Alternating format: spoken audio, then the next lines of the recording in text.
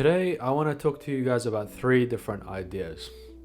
The first idea comes from a tweet from a guy called Alex Hormozi, who is a successful entrepreneur and famous YouTuber. I first heard about this in an interview he did with Williamson, and they've talked about it multiple times. The quote that he says is, "You don't become confident by shouting affirmations in the mirror, but by having a stack of undeniable proof that you are who you say you are. Outwork your self-doubt."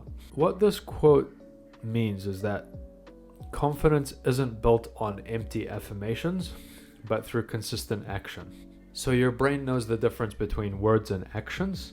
Confidence actually comes from small, consistent wins over time. In order to overcome self-doubt, you have to outwork your self-doubt through action. So this actually shifts your energy from a worrying sort of mindset to actually proving to yourself that you're capable and that you're competent and that you've got self-efficacy. It's about bridging the gap between self-doubt and confidence through discipline.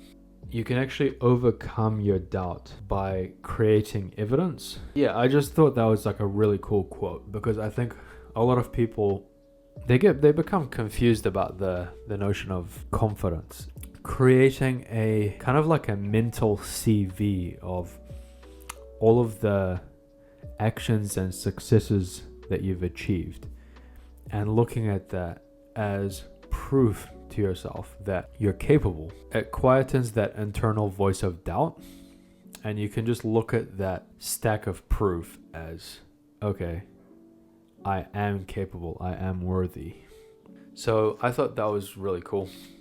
The other concept was actually, I first heard about this from a conversation between George Mack and Williamson. They've talked about it multiple times too. It just really stuck with me. Hidden and observable metrics. They talk about people sacrificing hidden metrics for observable metrics. So some examples of hidden metrics would be things like peace of mind, the quality of your sleep, the quality of your relationships with your partner, relationship with your children. What is the quality of those relationships? What is the texture of your mind? Are you constantly worrying, or are you present, calm?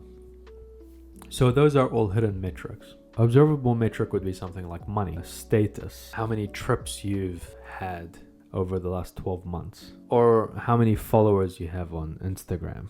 He says, you almost always trade a hidden metric for an observable metric, because people will happily spend an extra hour and a half daily commute going to and from a job that's one rung up the ladder higher, and another 15 grand a year in terms of annual revenue. But what have they lost in terms of sanity, sleep, time with their kids, or their relationship quality? Well, those are all hidden metrics. The observable metric is your job title, your annual earnings, or where you went on holiday last year. We often ignore hidden metrics, and I think it's important to actually make the hidden observable. Chris talks about sleep trackers. That's a way to turn something like a hidden metric, which is sleep quality, into an observable metric. Writing down the quality of the relationship with your children. Is there a way to make that measurable?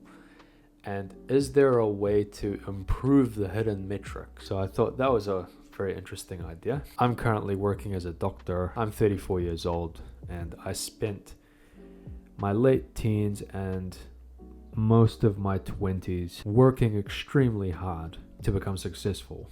I don't think there's necessarily a problem of doing that in your early years, but I think you reach a certain point where it becomes important to look at the hidden metrics, where you've actually achieved enough success and you can start looking at the hidden metrics and being like, okay, how do I optimize for these things? How do I optimize for sleep? How do I optimize for relationships? How do I optimize for peace of mind, calmness? These things are extremely important. Things like money, they're important. You need to be able to pay your bills. You need to have enough money to buffer stress. But you have to ask yourself, are you sacrificing hidden metrics in order to achieve money, or in order to achieve observable metrics. Yeah, that's just another interesting idea. And the last one is actually something I discovered, which is a ChatGPT plugin. So this plugin is called VoxScript. You do need to have the ChatGPT Plus subscription, which is 40 New Zealand dollars per month, which I think is 20 US dollars per month. But basically, having this plugin, you can take any YouTube video, copy the URL, go onto the ChatGPT plugin VoxScript, and go to the prompt section and paste that link, and then you can ask the plugin, can you summarize for me, for example, 15 actionable bullet points? Or you could say something like, summarize this for me as though I'm 10 years old. Or you could say, what is the key take home message from this video? And it's really good if you don't have a lot of time to be watching a 3-hour podcast, or even if it's like an 11-minute video that you just want to get the gist. You can see I've got this VoxScript, the ChatGPT plugin. I've got a YouTube video here. This is a podcast between David Goggins and Andrew Huberman. So I'm just going to copy that link. You can see it's a 2-hour, 37-minute podcast. Just going to go here. I'm going to paste the URL. Create me 15 actionable bullet points that I can use from this video. Ensure each bullet point is no more than 10 words. Make sure to include direct word for word quotes from the podcast.